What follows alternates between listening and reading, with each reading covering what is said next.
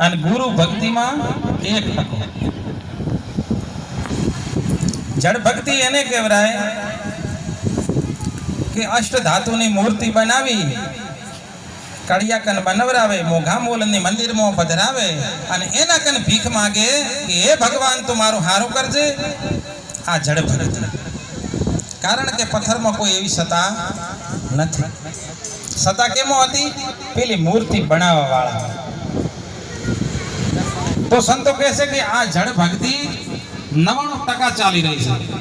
અને ગુરુ ભક્તિ એને કહેવાય. આ તમે ગુરુ ભક્તિ કરી રહ્યા કે સંતોને બોલાયા, મહેમાનોને બોલાયા, આ જમાડ્યા, કોઈ કીડિયાનગર પૂરો, કોઈ ચેતન જીવ છે દરેક ઉપર દયા કરો, એને ગુરુ ભક્તિ કહેવાય.